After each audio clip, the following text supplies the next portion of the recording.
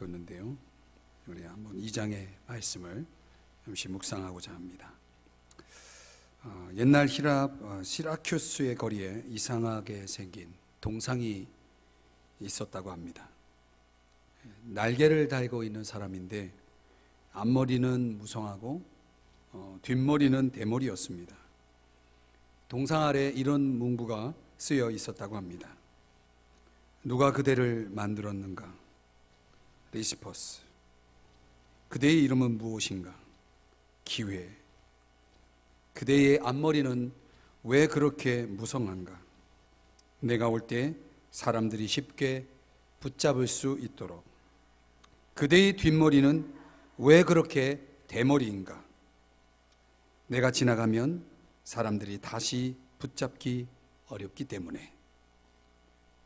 자, 살면서 오늘 저와 여러분이 붙잡을 수 있는 기회가 있죠. 그 기회를 놓치지 않고 잘 붙잡으시는 여러분 되시기를 바랍니다. 그것이 어떻게 가능할까? 오늘 느헤미야라고 하는 사람의 그의 삶을 통해서 우리가 함께 배울 수 있는 그런 내용입니다. 우리가 살면서 종종 우리에게 감당할 수 없는 산이 우리 앞에 놓여 있을 때가 있습니다. 도저히 어떻게 해볼 수 없는 그런 상태, 그런 상황에 이를 때면 사람들은 매우 당황을 합니다. 그럴 때 우리가 할 수 있는 일은 무엇일까요? 오늘 느헤미야 우리가 2장을 함께 보시고 계신데 11절 말씀을 한번 여러분 성경이 있으신 분들은 펴서 보시기 바랍니다. 11절. 거기에 보면 느헤미야가 무엇을 하고 있나요? 끝에 보면은 예루살렘에 돌아가서 성벽을 재건하는 큰 일을 이름에 있어서 그 불가능해 보인 그 일들에 대해서 느헤미야가 이제 뭘 구하냐면 은혜를 구하고 있습니다. 한번 따라 하십시다. 은혜. 에스라 4장 11절에 의하면 아닥사스다 왕이 예루살렘 성전 건축을 중단하라는 조서를 내린 그런 장본인인데 성전 재건에 대해서 굉장히 못마땅하게 생각한 사람이었습니다. 그러나 느헤미야는 그럼에도 불구하고 그 아닥사스다 왕을 모시고 있는 자로서 전혀 가능하지 못한 그런 불가능해 보이는 큰 일을 계획하게 됩니다. 일명 성벽 재건입니다. 성벽 재건. 자, 도저히 지금 이 이스라엘에 대해서 별로 이렇게 호감을 갖지 않고 또 성전 재건에 있어서도 아주 그것을 극구 반대했던 왕을 모시고 있는 느헤미야로서 자기가 꿈꾸고 있는 이 성벽을 재건하는 일이라고 하는 것은 사실상 불가능했습니다. 그 불가능했던 그 큰 일을 느헤미야는 포기하지 않고 마침내 그 일을 이루게 됩니다. 오늘 우리는 우리의 삶 속에도 이것은 도저히 불가능해라고 생각하는 일들이 종종 우리에게 주어집니다. 자, 그럴 때 우리 믿음의 사람들은 그런 상황에서 어떻게 할 수 있을까요? 무엇을 할 수 있을까요? 오늘 느헤미야가 보여주는 우리의 그의 모습 속에서 우리의 삶의 그런 상황에서 우리가 적용해 볼 수 있는 것은 무엇일까? 크게 네 가지를 우리가 살펴볼 수 있겠습니다. 첫 번째는 느헤미야는 하나님께 기도를 드립니다. 자, 오늘 오전 예배에서도 기도에 대한 강조를 했는데 오늘 이 느헤미야 2장에서도 기도는 중요합니다. 허드슨 테일러라고 하는 선교사 여러분 들어보셨겠지만 그의 성공적인 사역의 비결을 묻는 질문에 그는 다음과 같은 대답을 합니다. 기도 하나만으로도 하나님의 힘을 빌어서 사람을 움직이는 일은 가능하다. 사람을 움직이고 하나님의 일들을 이루어감에 있어서 허드슨 테일러가 믿었던 중요한 것은 뭐냐면 기도 하나만으로도 그것이 가능하다라고 말했습니다. 1장 11절을 다시 보시면 느헤미야의 기도 속에는 이런 기도가 들어갑니다. 이 사람들 앞에서, 이 사람들 가운데 가장 핵심은 누구냐면 아닥사스다 왕이죠. 그 당시 느헤미야가 술관으로서 그 왕을 모시고 있었습니다. 도저히 변할 것 같지 않은 사람, 그 사람 앞에서 은혜를 입게 하옵소서. 이렇게 기도합니다. 자, 느헤미야는 지금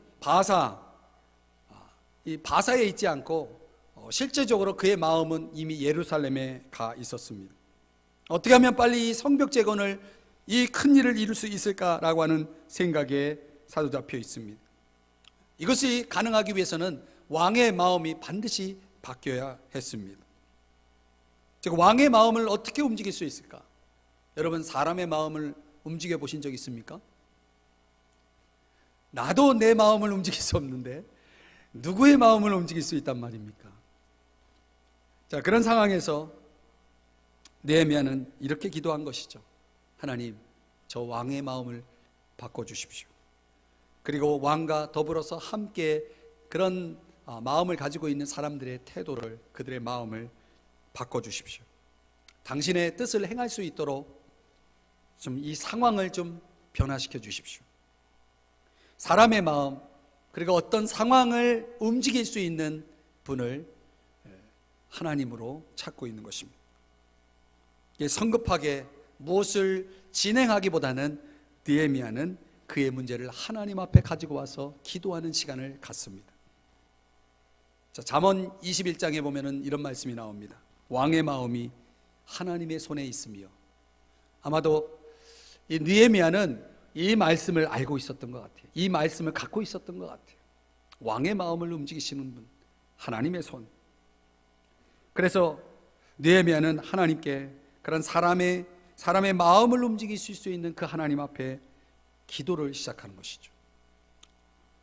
여러분, 누구의 마음을 움직이는 일을 경험해 보신 적 있습니까? 참 놀라운 일입니다. 저의 마음이 절대로 바뀔 것 같지 않은 저의 마음이 바뀌어서 예수를 믿고 또 제가 목사가 되었다는 건 참 기적 아닙니까?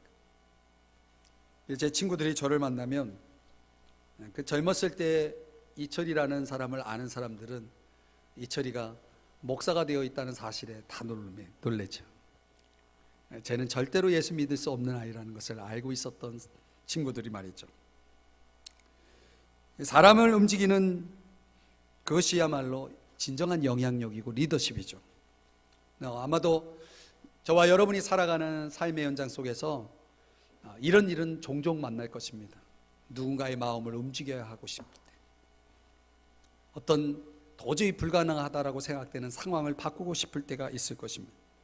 그때 우리가 해야 할 일이 뭡니까? 느헤미야처럼 기도하는 여러분 되시기를 주의 이름으로 축복합니다. 인간관계의 문제를 풀어갈 수 있는 아주 중요한 열쇠는 바로 기도이기 때문입니다. 두 번째로, 느헤미야가 무엇을 하는가 보니까 큰 일을 이루어가기 위해서 느헤미야는 기다립니다. 한번 따라 하십시다. 기다림. 느헤미야가 기도한 후에 기도를 했겠죠. 그 기도를 했는데, 기도하고 나서 당장 무슨 일이 일어났는가? 오늘 성경을 보면 아무 일도 일어나지 않았다는 사실을 압니다. 사람들은 그렇게 생각해요. 내가 기도하면 지금 당장 하나님이 막 움직이시고 역사하셔서 모든 내가 기도하는 것들이 다 해결돼야 돼 라고 생각을 합니다. 그래서 그 당장의 결과를 기대했던 사람들이 얼마나 많이 실망하는지 몰라요. 왜? 기도해도 아무 일도 일어나지 않으니까. 그래서 사람들은 어떻게 합니까? 그 아무 일도 일어나지 않는 그 답답한 상황을 견디지 못해서 기도를 포기하죠.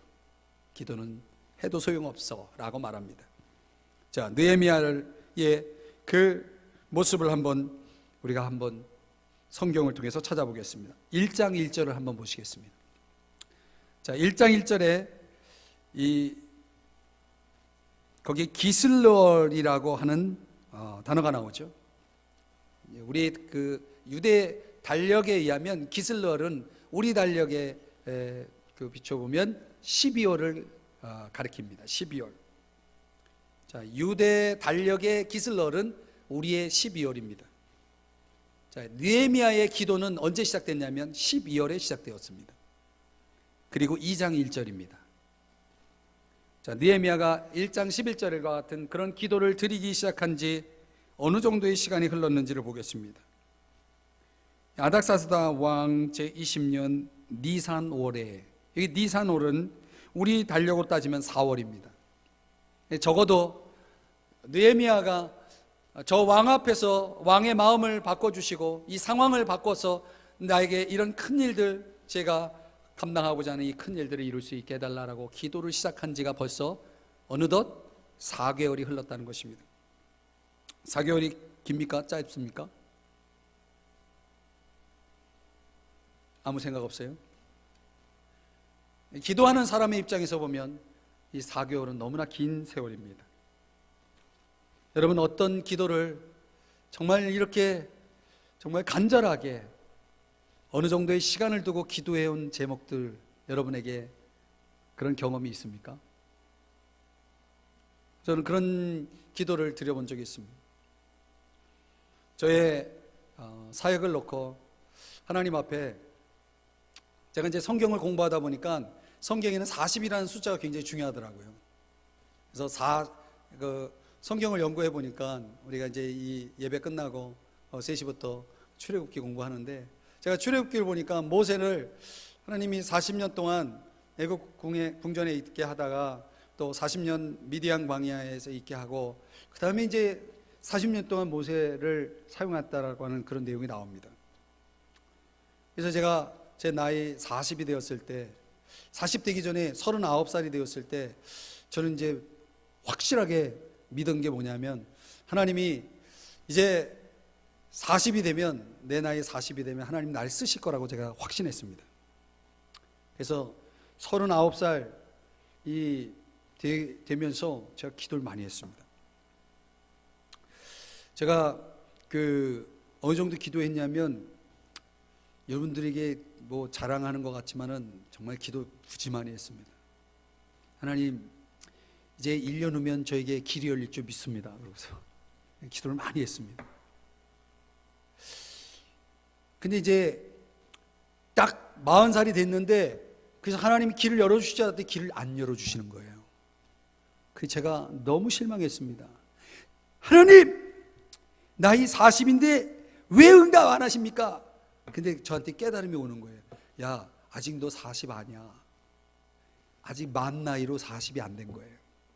그래서 하나님이 만 나이로 응답을 하실래나 보다. 그리고 제가 1년을 더 기도하기로 했습니다. 그러니까 우리 나이로는 41. 40대도 정확하게 따지면 41부터 시작이잖아요. 그죠? 40하고 41하고 차이가 그거 아닙니까? 그런 거 몰라요? 네, 하여튼 저는 그렇게 생각하고, 하나님이 만 나이로 응답하실래나 보다. 그리고서 이제 1년을 더 기도했습니다. 드디어 41가 된 거예요. 근데 뭐 여기저기서 뭐 연락이 오고 뭐 그러더라고요. 야, 드디어 하나님 길 열어주시나 생각하고 더 뜨겁게 기도했습니다. 새벽에 기도하고, 밤에 아무도 없는 본당에 와가지고 저 혼자 기도 많이 했습니다. 근데 41가 이제 42로 넘어가는 시점이 됐는데도 뭐가 없는 거예요. 그래서 제가 하나님이 뭔가 계산을 잘못하시는가, 분명 호적 나이로도 그렇고 뭐 주민등록상에도 그렇고 41인데 왜 하나님은 나 안 하시지 않으시죠? 그래서 제가 하나님 앞에 따졌어요. 하나님 정말 이러실 거예요 정말? 하면서 하나님 따지면서 기도를 했는데, 그래도 하나님 제 협박에 넘어가지 않더라고요. 그리고 42이 되었고, 그래서 조금 착오가 있을 테니까 1년 더 기도해보자. 그래서 전 또 42, 43, 4, 5 막 넘어가는데요, 정신없더라고. 와, 그냥 하나님이, 여러분들이 뭐 제가 이제 이 삼성중앙교회로 오게 된 게 지금으로부터 8년 전인데, 이제 40 중반이 돼서 가지고 전 그때는 다 포기했어요. 이제 하나님 그냥 알아서 해주세요. 이제 뭐 나이 중요하지 않으니까 하나님이 알아서 응답해 주세요. 그래서 포기를 하고, 그 포기하고 있는 동안 제가 뭘 했냐면 무지막지하게 성경을 보기 시작했습니다. 이럴 바에는 성경이나 보자. 그 무지막지하게 성경을 보기 시작했습니다. 일주일에 한 번씩 일독을 했습니다. 그냥 무지막지하게 본 거죠. 여러분 일주일에 한 주간에 성경 한 번 볼 수 있습니까, 여러분? 그런 분 계세요? 없을 거예요. 제가 그렇게 성경을 많이 보고 교회에서 주어진 사역 끝나면 남는 시간은 성경 보고 기도하고 성경 보고 기도하고 이제 나이 이제 초월해가지고 이제 그러고 다 있는데 하나님이 때가 돼가지고요 길을 딱 열어주셔서 제가 이 삼성중앙교회로 오게 됐습니다. 가까워요. 제가 원래 전에 있었던 교회가 가까워요. 근데 이제 하나님이 저를 이 삼성중앙교회에 보낼 이유가 있었던 것 같습니다. 그래서 제가 몇 년을 기다렸냐면 그렇게 해서 한 4년 5년을 기다린 겁니다. 저는 그리고 나서 깨달았습니다. 하나님의 시간이 있구나. 하나님의 시간이 있구나. 그럼 분명한 건 뭐냐면 기도가 응답되었다는 것이죠. 시간은 내가 원한 시간은 아니었는데 아마도 저는 느헤미야가 얼마나 간절했겠어요. 한 달, 2달, 3개월 정도면 되겠지. 기도했는데 움직임이 없는 거죠. 이럴 때 사람들이 생각하죠. 하나님 혹시 잠자고 계시나? 하나님 정말 내 기도를 들으시나? 아니야, 하나님 안 계셔. 하나님 계시면 이렇게 될 수가 없지. 그렇게 의심하고 회의하고 낙심하고 포기하는 그런 사람들이 어디 한두 사람입니까? 그러나 여러분, 느헤미야가 어떻게 했는지 한번 보십시오. 2장 1절을 봅니다. 2장 1절 하반부를 보면 이전에는 그 대목을 보십시오. 이전에는 내가, 느헤미야 얘기입니다. 내가 왕 앞에서 수심이 없었더니. 여러분 사람의 마음의 상태가 얼굴에 다 나타납니다. 근데 수심이 없었다는 것은 뭐냐면 느헤미야가 한 달, 2달, 석 달 계속 기도하면서 하나님이 어떤 반응을 보이지 않아도 느헤미야는 전혀 흔들리지 않았다는 것을 보여주는 겁니다. 오랜 시간 그가 지금 자신이 기도하고 있는 것들이 결코 하나님이 자기의 기도를 외면하거나 듣지 않으실 거라고 생각하지 않고 그는 기다리면서 계속해서 기도하고 있었다는 것이죠. 그런 면에서 그는 전혀 사람들에게 자신의 어떤 표정들 이런 것들에 의해서 자기의 어떤 그런 마음들이 흔들리지 않고 있음을 분명하게 보였던 것 같아요. 그만큼 느헤미야는 뭐 한 거냐면 하나님께 맡겼다는 것이죠. 주님이 정하신 일이니까 주님의 때에 응답하실 걸 믿고 제가 주님 의지합니다. 주님께 맡깁니다. 아마도 이렇게 느헤미야는 계속 흔들림 없이 기도하고 있었던 게 분명합니다. 믿음은 뭐예요? 바라는 것들의 실상이죠. 믿음은 뭐예요? 하나님 반드시 계신 것과 또한 그가 자기를 찾는 자들에게 상 주시는 이심을 믿어야 할지니라. 여러분, 하나님을 찾으면 하나님이 상을 주심을 믿으시기 바랍니다. 기도한다는 건 그래서 믿음으로 산다는 거예요. 믿음으로 산다는 게 뭡니까? 하나님을 기대한다는 거예요. 하나님, 내 삶 속에 하나님의 일하심을 기대하고 있다는 거죠. 그 기대가 기다림과 다르지 않습니다. 기대하니까 기다리는 거고 기다리니까 기대가 더 되는 거죠. 기도하는 사람은 뭘 배워야 하냐면 기다리는 법을 배워야 하는 것이죠. 기다림은 결코 무의미한 시간이 아닙니다. 그냥 막연히 기다리는 것이 아니고 하나님의 일하심을 기대하며 기다렸던 것이죠. 자, 4개월 시간이 되었습니다. 근데 여기 한 가지 2장 2절을 보면 드디어 느헤미야에게 어떤 변화가 일어납니다. 2장 2절을 보십니다. 내가 병이 없거늘 어찌하여 내 얼굴에 수심이 있느냐. 자, 한 4개월 정도 되었을 때 느헤미야, 그동안 전혀 얼굴 내색하지 않았던 느헤미야에게 변화가 일어났어요. 얼굴에 수심이 있어 보였다. 이 말은 무슨 얘기냐면 느헤미야도 인간이라는 것입니다. 그런 사람이 기다린다는 게 얼마나 힘들어요. 아무리 자기 얼굴 표정 관리를 해도 느헤미야의 그 얼굴 속에 그려진 수심은 왕 앞에서 지울 수가 없었던 것 같아요. 너 병이 없는데 왜 얼굴에 그런 뭔가 수심이 있어 보이는구나. 이건 뭘 얘기하냐면 느헤미야의 한계를 이야기합니다. 느헤미야의 한계. 여러분, 사람이 한계가 있습니다. 그렇죠? 아무리 신앙 좋은 사람도 실망할 때가 있는 거예요. 여러분, 목사는 실망이 없을까요? 여러분처럼 실망 많이 합니다. 저도. 제가 여러분보다 믿음이 더 좋다고 생각합니까? 아니에요. 여러분과 똑같아요. 저도 기도하면서 실망 많이 하고 낙심도 하고 그렇습니다. 걱정도 하고 그렇습니다. 근데 느헤미야가 자기의 마음을 표정 속에 드러낼 때에 그는 자기의 수심을 정직하게 인정합니다. 그러니까 자기의 약함을 인정하는 게 굉장히 중요한 것이죠. 왕의 말에 느헤미야가 크게 놀랍니다. 두려워합니다. 왜냐하면 왕 앞에 수심을 보인다는 것은 왕의 마음을 불편하게 하는 거예요. 그러니까 왕의 마음을 불편하게 하면 왕은 참아낼 수가 없어요. 그냥 바로 사형이에요. 그 당시는 아닥사스다 왕이 얼마나 다혈질적인 왕인지 몰라요. 흥분도 잘하고.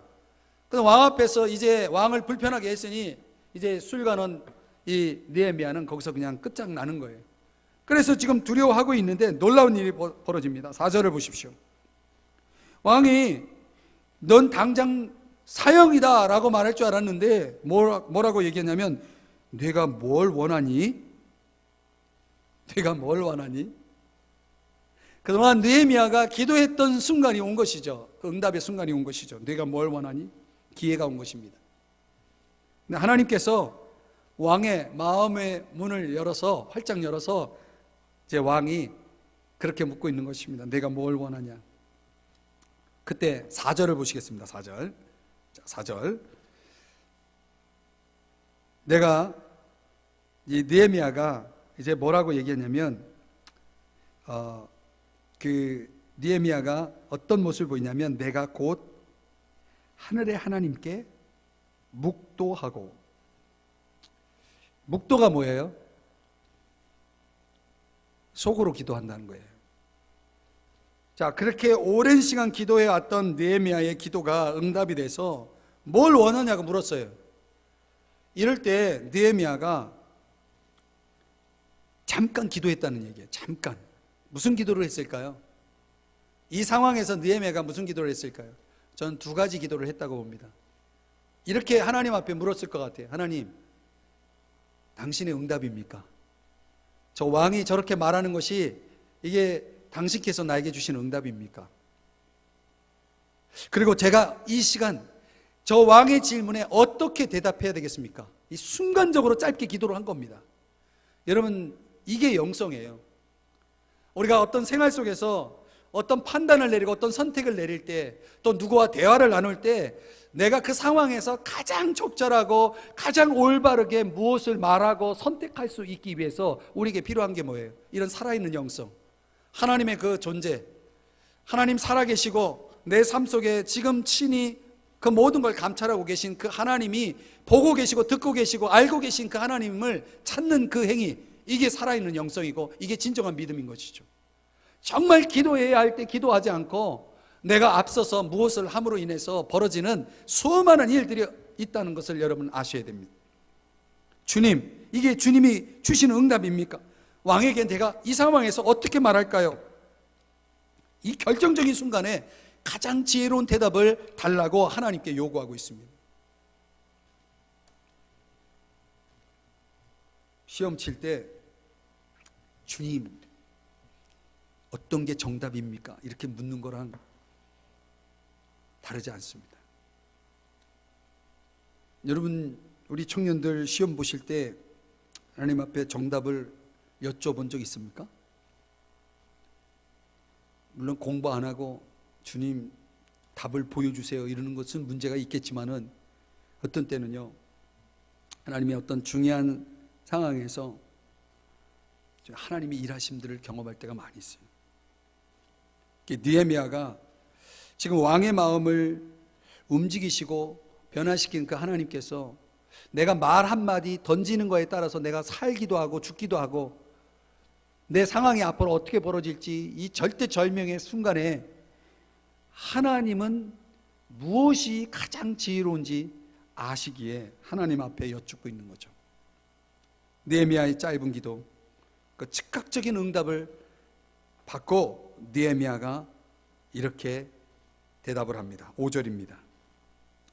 왕이 만일 좋게 여기시고 종이 왕의 목전에서 은혜를 얻어 싸우면 이렇게 해 주십시오. 이제 얼마나 이 예의가 있습니까? 여러분, 신앙의 사람, 기도의 사람은 영적인 사람일 뿐만 아니라 굉장히 인격적인 사람입니다. 어떤 교만하거나 무례하지 않습니다. 신앙인들은 특별히 더 그렇습니다. 근데 왕을 인정하면서 왕이 나를 보내기를 좋게 여기신다면 이렇게 해 주십시오. 자, 여러분, 여러분의 문제를 하나님께 맡기고 계십니까? 우리의 한계를 인정하고 또 계속해서 하나님을 의지하고 기다릴 때에 마침내 오늘 느헤미야가 경험했던 것처럼 저와 여러분의 삶 속에 하나님의 일하심을 보게 될 것을 믿으시기 바랍니다. 하나님은 살아계십니다. 그래서 어느 순간에 하나님의 일하심 속에서 여러분이 우리가 끝까지 그 한순간도 하나님을 의지하는 마음을 계속 유지하고 또 그분에게 우리가 그 모든 것을 맡기며 나아갈 때 하나님은 저와 여러분이 가장 지혜로운 삶을 살아가는데 도움을 주실 거예요. 그리고 여기서 멈추지 않고 느헤미야는 세 번째로 계획을 하고 있었다는 것입니다. 계획을 하고 있었다. 존 막스웰이라고 하는 분이 이런 얘기를 했습니다. 실패가 두려워 아무것도 계획하지 못하는 사람은 실패를 계획하는 것이다. 자, 6절의 말씀에 보면은 그런 맥락에서 보면 왕의 질문이 또 하나 던져집니다. 뭐냐면, 그래, 너가 다녀오기를 원한다면 얼마나 걸리겠니? 몇 날에 다녀올 것이며 어느 때에 돌아올 것이냐? 구체적으로 묻고 있어요. 근데 이 상황에서 느헤미야가 굉장히 당황할 수 있어요. 얼마나 걸릴지, 내가 언제 돌아올지 이런 것들은 뭐 즉석에서 묻는다면은 대답할 수 없는 문제들이에요.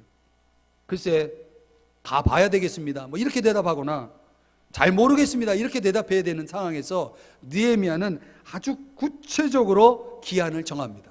이 말은 무슨 얘기냐면 이미 느헤미야는 저 예루살렘에 가서 자신의 큰 일들을 감당하고 돌아올 것까지 예상해서 스케줄을 쫙 짜놓은 거예요.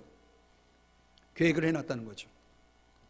여러분, 우리 신앙인들이 믿음으로 산다라고 했을 때 종종 착각하는 게 뭐냐면 그 믿음이 너무나 편협된 그런 믿음인 경우가 있다는 것입니다. 예를 들면은 어떤 사람은 너무 마음으로 자기가 가지고 있는 어떤 그런 계획을 그냥 무작정 기도하지 않고 밀고 나가는 사람이 있고, 또 반면에 기도는 열심히 하지만 아무런 계획도 없이 그냥 믿음이라는 이름으로 그냥 기다리는 거예요. 방관하고 있는 거죠.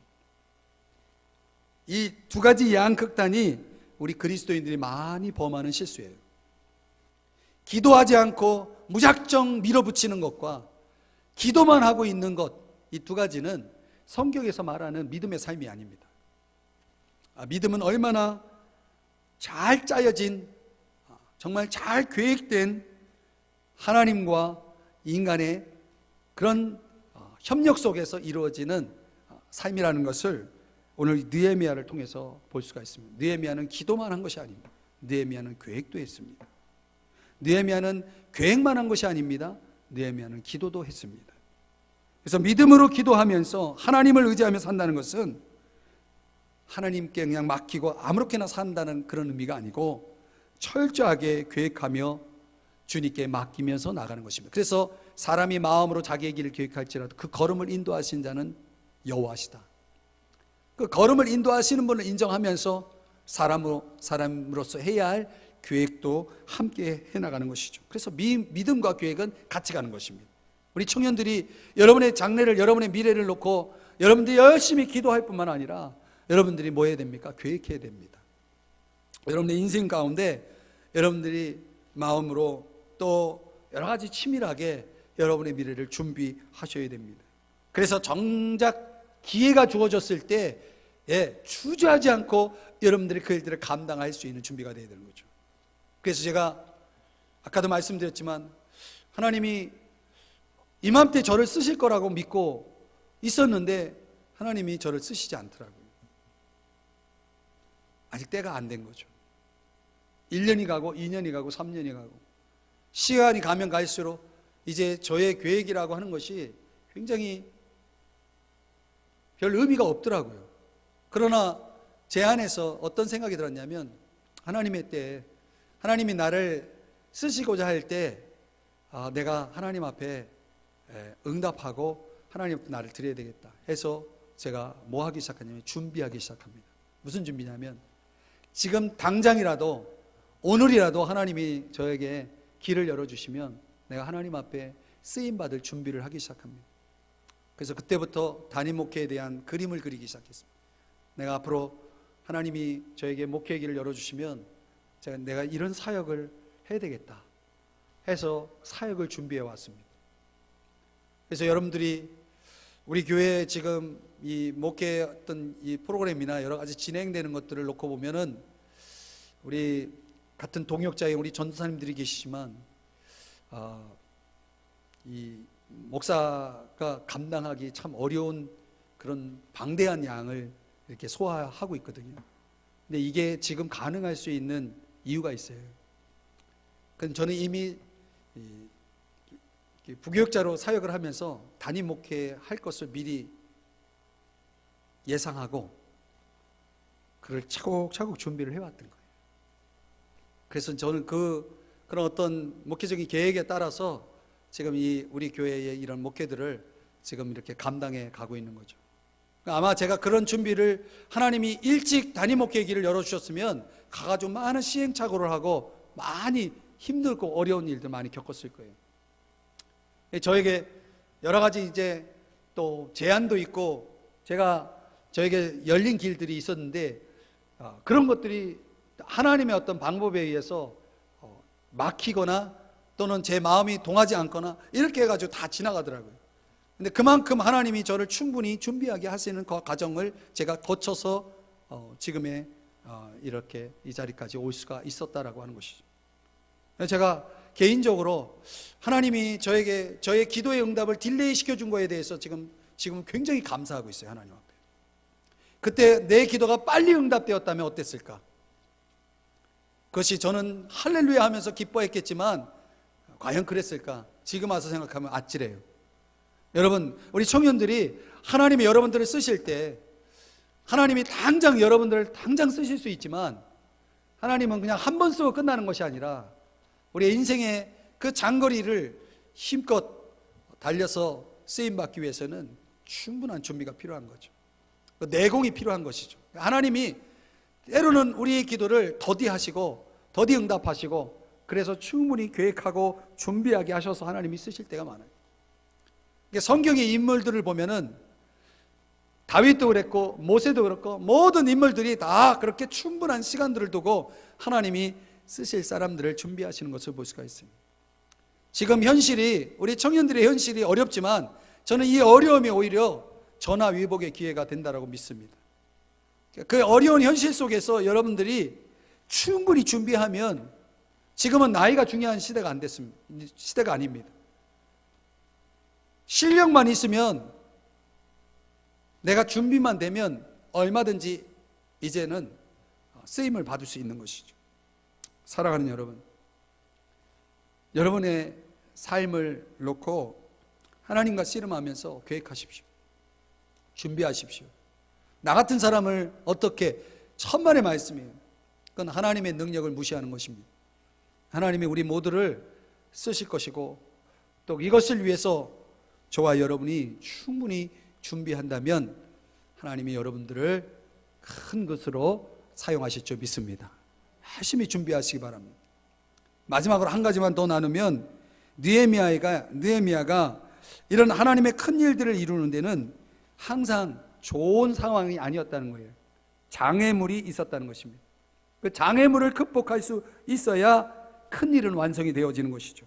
언제나요, 우리가 하나님의 어떤 일들을 할 때에 또 하나님이 기뻐하시는 삶을 살아가려고 할 때 방해가 있습니다. 10절의 말씀에 가보면 호론 사람 산발락과 암몬 사람 도비아라고 하는 사람이 느헤미야가 하고자 하는 일들에 반대의 손을 들고 그 계획을 옆에서 자꾸 막습니다.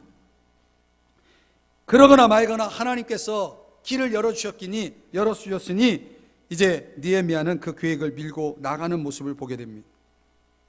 그러니까 우리 주변에는 머피의 법칙을 신봉하며 살아가는 사람들이 있어요. 머피의 법칙. 나는 안 돼. 나는 안 돼. 이게 삶에 있어서 계속해서 자신의 삶을 부정하면서 살아가는 사람들. 내 이럴 줄 알았지. 이런 내 삶에 이루어진 어떤 그런 실패의 경험들이 이제 머피의 법칙과 연결돼 가지고 항상 그렇게 자기를 부정하면서 살아가려고 하는 사람들, 자기를 비하하면서 살아가려고 하는 사람들. 오늘 느헤미야를 본받으시기 바랍니다. 느헤미야는요, 그 반대에 직면했을 때 이것이 하나님이 함께 하시는 일이고 하나님이 열어주신 길이라는 확신만 있다면 결코 물러서지 않았다는 것입니다. 그리고 마침내 그 반대를 극복해서 하나님의 일들을 완성하게 됩니다. 여기에는 용기가 필요한 것이죠. 우리의 삶에는 용기가 필요한 겁니다. 제가 요즘 프레젠스라고 하는 책을 보고 있는데 굉장히 좋은 책이에요. 혹시 여러분들 서점에 가서 프레젠스라고 하는 제목의 책을 한번 사서 읽어보면 좋을 것 같아요.